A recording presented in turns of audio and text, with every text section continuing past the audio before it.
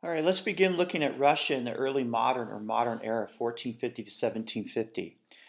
Well, first of all, this down here, this box again represents the religious or intellectual foundational ideas of the Russian system. You have the Russian Orthodox Church, you have the absolutism. And absolute means the Tsar was in absolute power.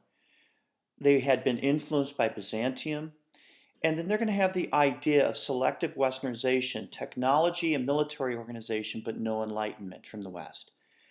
And there you can see very simply is you have the Tsar, which is all powerful, the boyars are the landed aristocrats, and serfs, which is the vast majority of the population. Social, the family is very patriarchal, serfed. Economic, mostly agrarian, very inefficient because of serfdom. They're behind the West in technology. Their agriculture is very much backwards. Some manufacturing, but not an industrialized society, so it's cottage industry. They need a warm water port. If you remember that Peter and then Catherine, they're going to try to wage war with, Sweden. They're going to look very much to try to gain that warm water port and gain access to the trade routes and try to catch up to the West. Art and painters, Tchaikovsky's a major composer, the Russian ballet. Much of the art was influenced by selective westernization, but again, selective westernization, but no enlightenment, and then technology and military purposes that you can see here.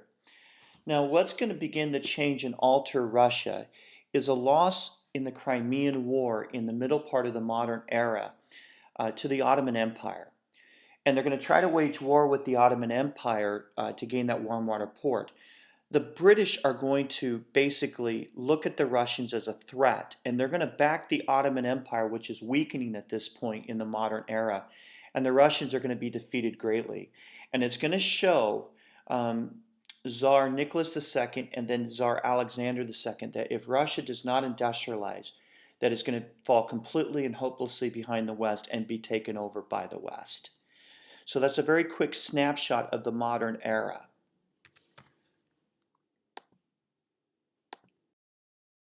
John, get out of here. Why? John, I'm trying to finish this recording. Are you recording right Yes, now? I am recording right now. That's hilarious. Yeah, get out of here. But I'm hungry. You know what? You can wait 5 minutes. John, get out of here. Ah. Okay, now we're going to take a look at Russia in the modern era, and I've already explained that the loss in the Crimean War is going to become a causal factor for Russia to change its societies. Now, this is going to come from Tsar Alexander, and you want to write second here, reforms. Let's take a look first. If you look down here, what changed religious and intellectually? And you can look down here and take a look at that. So what changed? Well, you still have a powerful czar, and you're still going to have the landed aristocrats. But you're going to begin to see an industrial society of a rich, a very small middle class, but you're going to see a large working class called the proletariat, and then the poor. What you do not see is serfdom. Serfdom will basically be decreased. Now, this is very important that you get this written down. Alexander II got rid of serfdom, but how did the landed aristocrats go along with it? What he basically said to the landed aristocrats is, the serfs are no longer going to be bound to the land to you, but before they leave the land, they have to pay you a special, like almost a tax to you as they leave your service. So the landed aristocrats are actually going to get payment from the serfs. The serfs have to basically pay for their freedom. And then basically the landed aristocrats then get to still control much of the land. But the reason why Alexander II did this is he wants to start relocating much of the serfs from the rural population to the city so he can force industrialization. But the serfs' lives are going to become even more horrible in Russia's factories. Now, social and family. Fathers are going to begin to lose some control, and women are going to begin to see some increased education, especially in the science and medicines. Serfdom is going to be ended. And some of these women are going to begin to see higher education because Russia is going to see a massive need to increase the education of its masses. Now, some women at the aristocratic level are the ones who are going to be educated, not so much the former women that are serfs. So you're going to see women's rights to some degree, but not really enlightenment. It's more of a necessity to see Russia's educated classes increase. Economically, Russia will become second in the world in oil production, fourth in steel. However, England, the British Empire, is going to begin to own much of Russia's industry.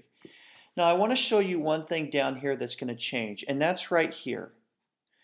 And I'm going to go ahead and switch colors to the blue.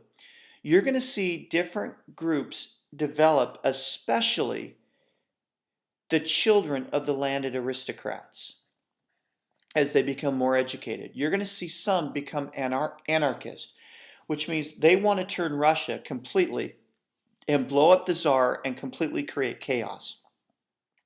You're going to see some become what we call the intelligentsia. And again, they're going to want to basically seize control of the Russia's government. And these two are going to work somewhat together. Then you're going to see the Bolsheviks, who are going to be the communists. And you're going to see Karl Marx develop a following in Russia.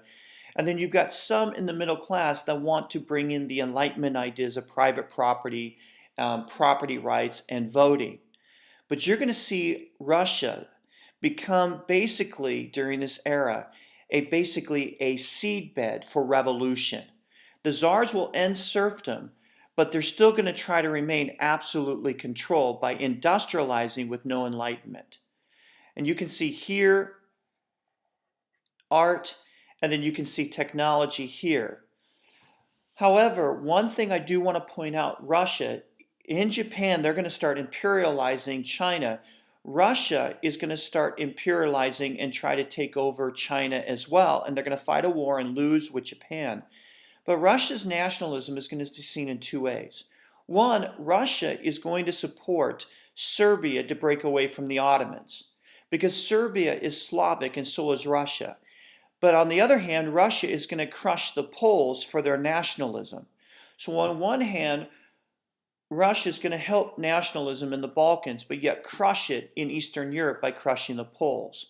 So in essence, what does Russia do? She forces industrialization from the top down, getting rid of serfdom in order to get workers in the factories, which is going to create a huge proletariat class. She's going to increase education for the landed aristocratic class as she creates a new rich class. But she's going to have a whole group of people like anarchists, intelligentsia, communism is going to find a home, known as the Bolsheviks, and then there's going to be some that want the Enlightenment ideas. So Russia is going to try to maintain their society, but yet on the other hand, you're going to see this underswelling of revolution begin to pick up. So Russia industrialized from the top down, but it becomes a society ripe for revolution. While on the other hand, Japan is going to industrialize from the top down, but will not have any seeds of revolution because Japan is still very much a Confucian-like society.